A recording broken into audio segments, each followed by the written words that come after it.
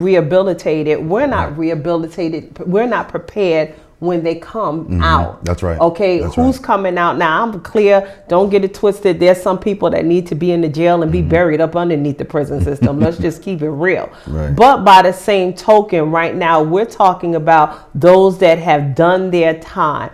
In my opinion, and this just Silka opinion, in my opinion, if you're not a rapist or a pedophile, somebody that's a murderer, somebody that's in danger to the community, somebody that sold an ounce of weed and did, some drug charges and time or whatever and stuff, realistically, I mean, I learned by watching the prison system and sitting in court. I've witnessed young men get arrested for a trivial thing. I remember being in court and the court was overflowed and I was in management court for property, but they were holding criminal court ahead of time. And a young man had a blunt behind his ear and he went to knock on his friend's door. He didn't know that there was a domestic situation going on and the police officer was there. When he knocked on the door and the police opened the door, they arrested him for the blunt behind his ear. And he ended up getting like 2 years, and they kill you with this. And this is the thing that I want to talk to my brothers, okay? You guys, y'all sitting there, y'all talk to public defenders and everything, and y'all start breaking out the champagne when they go, okay, we're going to get you off. We're going to get you 1 year, but 11 months suspended. That's not a bargain. Because your credit report still shows that you were sentenced to a year in jail with time served for 11 months and you still got. To my brothers and sisters that get no pros on your thing, don't break out the champagne. That stays with you. What that means is that we don't have enough crap to convict you now, but at any given time that we feel that we got it, we coming back for your ass. Okay, so stop breaking out the champagne and start reading your books about law. Okay, because that's really, really important. Because having a null pros on your credit report is just as bad as being convicted of the crime. That's exactly right. That's exactly right. The bad part about it is also, a lot of these offenders that I met coming up, and I don't want to call them offenders, I'm going to call them men because that's what they were to me. They wanted me to treat them like offenders when I was working for the system. If you hear some of their stories, some of these folks that get incarcerated, they were born into certain things that they had no control of. Right. They were born into a drug world, drug life. They were born into,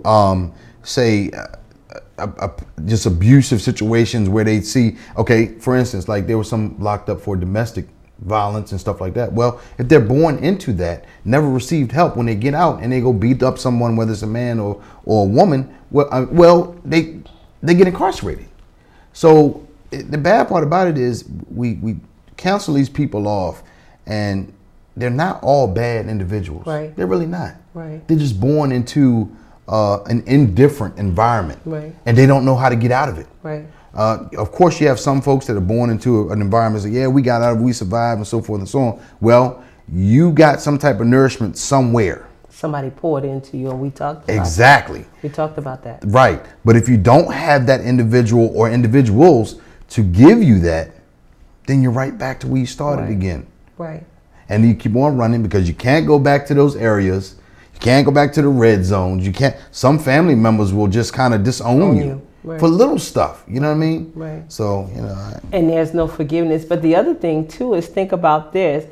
There are more men in jail now for child support. For child support. You have men that are doing 3, 4, 5 years in jail for child support. Now, I'm all for you should be paying to take care of your children, whoever you are, man or woman.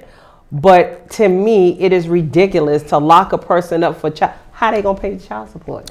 And then when they get out of jail, they're definitely not gonna be able to pay child support because now they can't get a job. Can't get a job. They take their license, so they can't drive.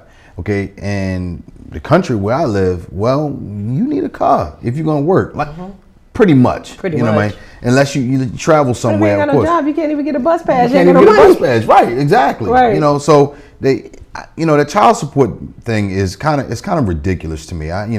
That's a topic that I could talk about for days. But I think for you to strip a person of everything that they need to basically support their child. Right. You strip them of all of that. How are they supposed? That's like the worst smack on the hand that you can receive. Right. Okay, you have some men that really want to help their children, want to take care of their kids, but okay, you've suspended my license. You know, I can't go out. One, I got a charge against me now, so people look at that. Right. What am I to do? Right. And I think the other thing, and we talked about this last season with that, because children do need to be taken care of. Mm-hmm. They need love. Their mothers and fathers, because they are fathers that's raising their children, mm-hmm. they need that financial support. But I guess I'm just old school. I didn't go to court to get pregnant.